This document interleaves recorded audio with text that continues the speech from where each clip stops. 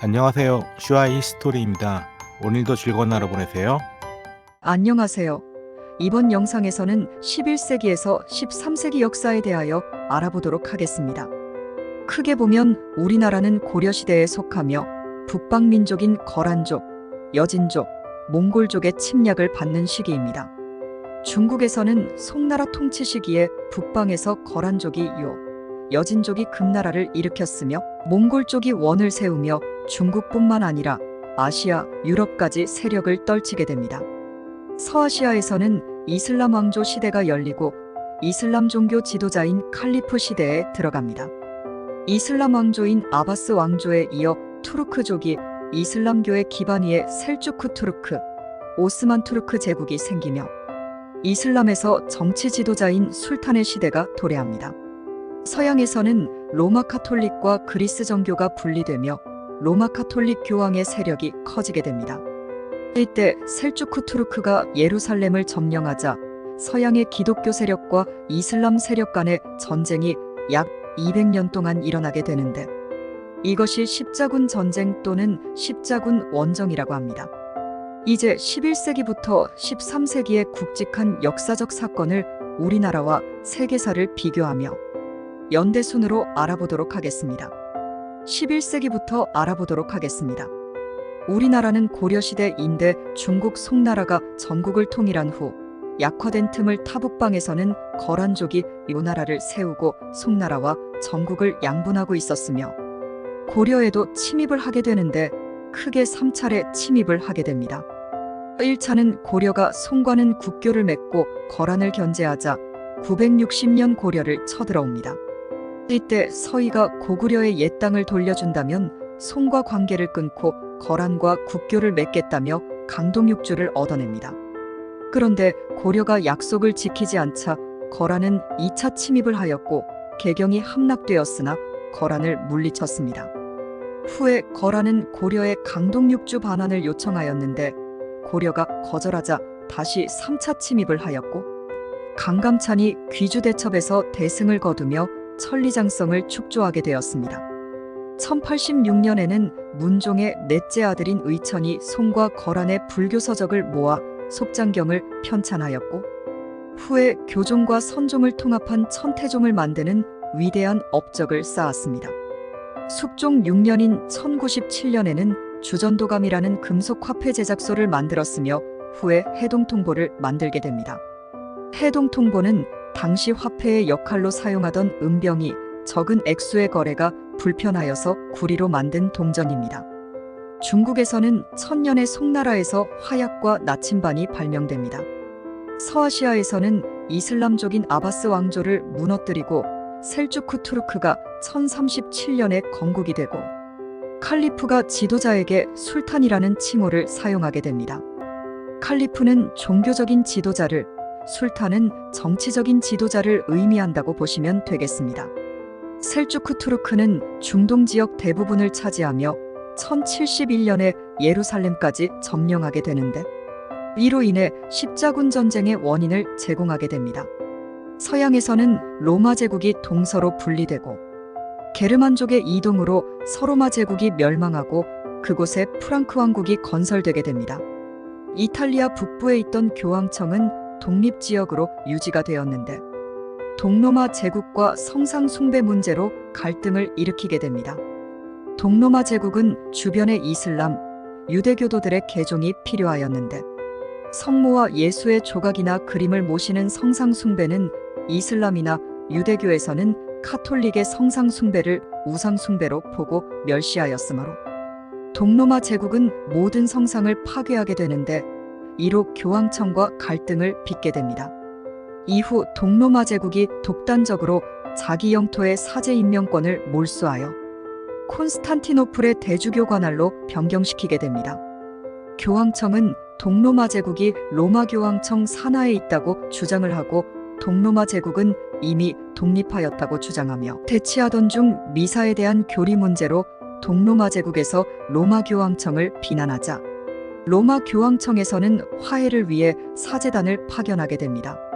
동로마 제국 대주교는 비난을 끝끝내 멈추지 않자 사제단은 대주교를 파문에 처하고 대주교는 로마 교황청을 파문에 처하게 되는데, 역사에서는 1054년을 로마 카톨릭과 그리스 정교회의 완전한 분리의 원년으로 보고 있습니다. 1066년에는 프랑스 지역에 살고 있던 노르망족의 윌리엄이 영국을 점령해 왕이 되었으며, 프랑스어를 포함한 프랑스 문화가 영국을 지배하게 됩니다. 1077년에는 신성 로마 제국의 하일리 히사세와 교황 그레고리우스 7세가 주교를 임명하는 서임권을 두고 싸움을 벌이고 있었는데, 이때 주교들과 봉건 귀족들이 황제에게 등을 돌리고 교황이 황제를 파문하자, 이탈리아 북부 카노사에서 하일리 히사세가 교황에게 굴욕적으로 사과를 하여 파문을 면하게 된 카노사의 굴욕이 일어나게 됩니다. 이 카노사의 굴욕 사건으로부터 교황권이 황제권을 압도하게 됩니다. 1096년에 비잔틴 제국의 황제가 셀주크 투르크 제국의 침입을 받자 로마 교황청에 도움을 청하고, 교황은 귀족 왕족에 호소를 하며 십자군을 모아 성전을 일으킵니다. 동로마 제국의 우위를 점하고 이슬람 세력으로부터 오랜 성지인 예루살렘을 구한다는 명목으로 전쟁을 일으켰으며, 십자군은 3년 만에 셀주크 투르크로부터 예루살렘을 점령하며 예루살렘 왕국을 포함해 7개의 십자군 국가를 건설합니다. 이것이 십자군 1차 원정입니다. 12세기 역사에 대하여 알아보겠습니다. 우리나라는 계속 고려시대입니다. 중국 북방에는 거란족 외에 여진족도 있었는데, 이들은 금나라를 세울 만큼 강성해지며 1107년에 고려도 침략해옵니다. 고려에서는 윤관이 여진족을 정벌하며 구성을 축조하였습니다. 1126년에는 고려 문벌인 귀족 이자겸이 인종을 제거하고 자신이 왕이 되려고 척준경과 군대를 이끌고 궁궐에 침입하여 인종을 독살하려다가 실패하였습니다. 이자겸은 자신의 딸들이 왕의 왕비가 되고 권세를 독점하였고, 이로 인한 문벌 귀족 사회의 모순과 폐단이 드러난 사건이라고 하겠습니다. 1135년에는 승려인 묘청이 개경은 이미 쇠락한 곳으로 수도의 이전을 주장하였습니다. 고려는 안으로는 이자겸의 난같은 반란이 일어나고 밖으로는 금나라가 흥하는 등 어려운 시기였습니다. 묘청은 개경파를 제거하고 새롭고 자주적인 국가를 세우려 거사를 일으켰으나 결국은 개경파인 김부식에 의해 1년여 만에 진압되며, 서경파는 몰락하고 김부식을 위시한 개경 문신 귀족들이 정권을 독식하고, 문신 귀족들의 독주는 무신을 천대하는 풍조로 이어져 1170년 정중부의 무신정변의 빌미를 제공하게 됩니다. 정중부는 의종을 폐하고 명종을 왕으로 올리며 정중부, 경대승, 이의민, 최충원까지 100여 년간 무신들이 권력을 잡고 나라를 통치하게 됩니다.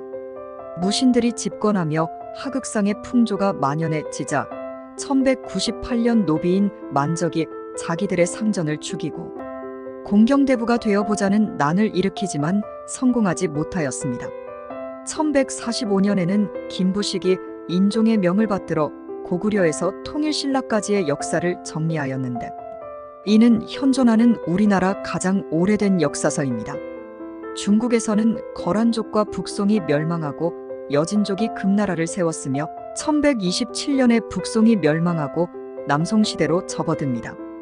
1174년에 살라딘은 이집트에서 수니파인 아이유브 왕조를 세우며 셀주크 투르크에서 독립을 하였고 1187년에 예루살렘 왕국을 점령하였습니다. 12세기의 아일랜드는 바이킹의 지배 이후 작은 소왕국으로 나뉘어 서로 대립하고 있었고, 렌스터라는 동부지역 소왕국에 더무트 맥머로우라는 왕이 있었는데, 서부지역 코노트의 왕 로리 오코너와 갈등을 빚다가 1166년에 왕위에서 쫓겨났습니다. 맥머로우는 왕위를 되찾기 위해 영국의 헨리 2세에게 군사원조를 요청하고 헨리 2세는 승낙하는데, 영국 영주들 가운데 가장 적극적으로 맥머로우를 지원한 사람은 노르만 영주 리처드 드 클레어 백작이었습니다. 그는 강궁, 스트롱보우라는 별명을 갖고 있었는데, 드 클레어는 맥머로우의 딸과 결혼하고 맥머로우가 죽으면 렌스터를 상속받는다는 조건으로 아일랜드에 병력을 보내는데 동의했습니다. 맥머로우는 승리하였으나 얼마 가지 못해 죽었고 드클레어가 왕위를 계승하게 됩니다. 하지만 맥머로우에게는 동생이 있었는데 왕이 죽으면 서열이 사위가 아니라 동생이 우선이었습니다. 이러한 사실에 불만을 품은 아일랜드 소왕국들은 연합하여 노르망군을 공격하였고 헨리 2세는 직접 군대를 통솔하여 아일랜드를 점령하였고 교황은 헨리 2세를 아일랜드의 국왕으로 인정해주면서 아일랜드는 영국의 지배를 받게 되었고 지금까지도 영국과는 사이가 좋지 않습니다. 13세기에 대해 알아보겠습니다. 우리나라는 고려시대로 몽골의 침입을 받게 되어 강화도로 천도를 하여 불교의 힘으로 나라를 지키려 했으며 금속활자인 상정고 금예문과 팔만대장경을 만들게 됩니다. 1270년에는 배중손이 삼별초라는 군대를 만들어 몽골에 항전을 하기도 하였습니다. 1285년에 승려 이련은 삼국유사를 편찬합니다. 삼국유사에는 삼국과 가야의 왕대와 연대, 고조선 이하 여러 고대 국가의 흥망신화전설 신앙 및 역사, 불교에 관한 기록, 고승들에 대한 설화, 고승들의 행적, 효행을 남긴 사람들의 이야기 등이 수록되어 있습니다. 삼국사기와 함께 대표적인 고대 역사서입니다. 1287년 문신인 이승유는 제왕운기를 저술하였습니다.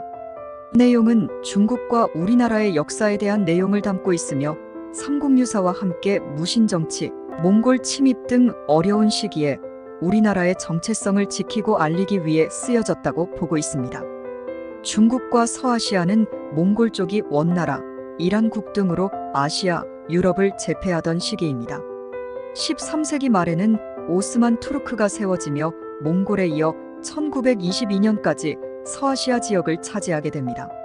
서양에서는 1차 십자군 전쟁을 제외하고 예루살렘을 손에 넣지 못하자 교황은 다시 교황청의 권위를 되살리기 위해 예루살렘 점령의 본거지인 이집트를 공격하기 위해 제4차 십자군 원정을 단행합니다.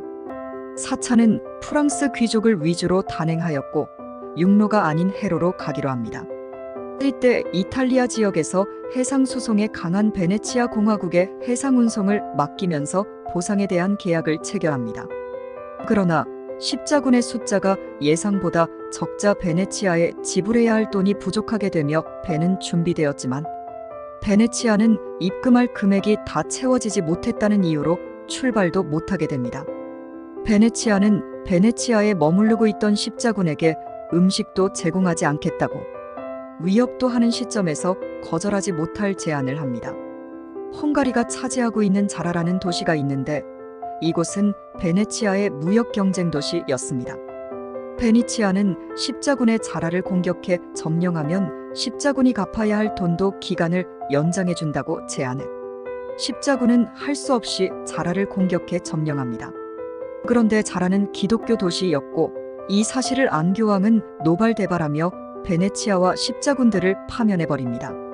이런 상황에서 동로마 제국은 알렉시소스 3세가 쿠데타를 일으켜 이사키오스 2세를 폐위시키고 자신이 황제가 됩니다.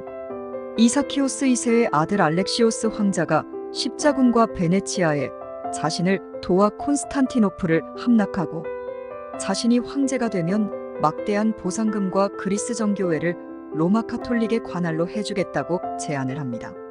이에 교황으로부터의 파면을 면하기 바라는 십자군과 동로마 제국에서의 이권을 차지할 계획인 베네치아는 1204년 4월 13일 콘스탄티노플을 정복하여 정교회 국가인 동로마 제국을 무너뜨리는 뜻밖의 결과와 함께 종결되었습니다. 4차 십자군 원정 결과 콘스탄티노플 일대의 동로마 제국의 옛 영토에는 라틴 제국이 건설되었고 십자군의 일원인 베네치아도 여러 거점을 확보하였습니다. 십자군의 영향이 미치지 않는 지역에서는 망명정부 역할을 한 니케아 제국, 트라페준타 제국, 이피로스 전제군 주국 등이 들어섰고 이 중 니케아 제국이 다른 세력들을 물리치고 60여 년 만인 1261년 콘스탄티노플을 다시 수복하며 동로마 제국이 재건되었습니다. 1215년 영국에서는 존왕이 마그나카르타 대원장에 서명하게 되는데 이는 군주의 독재에 제한을 가하는 영국 민주주의 토대를 만드는 중요한 사건입니다. 당시 영국은 프랑스 서부의 영토를 차지하고 있었는데 영국 리차드 왕은 프랑스와의 전투에서 전사하고 맙니다. 리차드 왕 이후 왕위에 오른 존 왕은 과도한 세금을 거두며 프랑스 원정에 나섰으나 실패하게 됩니다. 불만이 폭발한 귀족들은 왕에게 반기를 들고 윈저성을 포위하고 대치하였는데 존 왕의 용병들도 도망가자 존 왕은 휴전을 요청합니다. 이에 귀족들은 왕으로 하여금 마그나 카르타 대원장에 서명을 하게 합니다. 마그나 카르타는 왕이 귀족의 동의 없이 마음대로 세금을 징수할 수 없고 합법적인 판결 없이 시민을 체포할 수 없으며 타인의 재산을 빼앗는 행위도 금지되고 국민의 목숨도 판결 없이 뺏을 수 없고 왕이 이를 어겼을 때에는 귀족들이 국민과 함께 모든 수단을 써서 이를 바로잡을 수 있다는 내용으로 재산 및 인권의 보장과 저항권의 인정이 핵심 내용입니다. 1241년 북해, 발트해, 연안의 북유럽의 상업권을 지배한 북부 독일 도시들과 외국에 있는 독일 상업 집단이 상호교역의 이익을 지키기 위하여 한자동맹이 성립됩니다. 한자란 원래 유럽 여러 나라에서의 도시 상인들의 조합을 말하였으며 이러한 한자가 12, 13세기경 많이 존재하였고 14세기 중엽 한자 동맹에 가입한 도시의 수는 70에서 80개에 이르렀습니다. 런던, 브리지, 베르겐, 노브고로트 등의 상관을 설치하여 16세기 초엽에 이르기까지 북방 무역을 독점하였습니다. 자체 방어를 위하여 해군을 소유하였으며 자체의 법과 법정을 가졌습니다. 200여 년간 번영을 누렸으나 한자 동맹의 도시들은 신항로의 발견 뒤 급속히 쇠퇴하게 됩니다. 이는 시민들의 세력이 커져가는데 큰 역할을 하게 되며 후에 교황과 봉건 영주들의 세력이 약화되게 됩니다. 대공위 시대는 독일 역사상 신성 로마 황제의 추대가 제대로 행해지지 않은 혼란기입니다. 1254년부터 1273년까지 19년 동안의 시대를 말합니다. 1254년 호헨슈타우펜 왕조가 단절되고 1256년 대리왕 빌렘이 죽자 정치 상황이 어지러워졌으며 라인 지방의 제후는 영국왕 헨리 3세의 영향 아래 헨리의 동생 리처드를 추대하고 다른 세력은 프랑스 왕 루이 9세의 지지 밑에 카스티아 왕 알폰소 10세를 옹립하여 제위는 사실상 공백 상태가 됩니다. 그러나 교황 그레고리오 10세의 요청으로 열린 프랑크푸르트 선제회의에서 합스부르크가의 루돌프 1세를 황제로 뽑음으로써 대공위 시대는 종결되었습니다. 13세기는 몽골 쪽이 세상을 지배하는 시대인데 마르코 폴로의 아버지와 삼촌은 베네치아에서 무역을 하였는데 몽골 지역에서 무역을 하다가 몽골 제국의 황제인 쿠빌라이 칸으로부터 교황에게 보내는 편지를 받고 교황에 전달합니다. 그리고 1271년에 마르코 폴로는 아버지와 삼촌을 따라 교황의 편지를 쿠빌라이 칸에게 전달하러 떠나게 됩니다. 그가 다시 돌아오는 1295년까지 원나라에서 보고 들은 이야기를 동방견문록에 남기게 되는데 이 저서는 동양을 서양에 소개하여 동양인에 대한 인식에 영향을 주었고 콜럼부스도 이 책을 가지고 항해를 떠났다고 합니다. 이번 영상은 여기까지입니다. 다음 영상에서는 14세기 이후의 세계사 내용으로 다시 찾아뵙도록 하겠습니다. 영상의 내용이 유익하셨다면 구독과 좋아요 부탁드립니다. 감사합니다.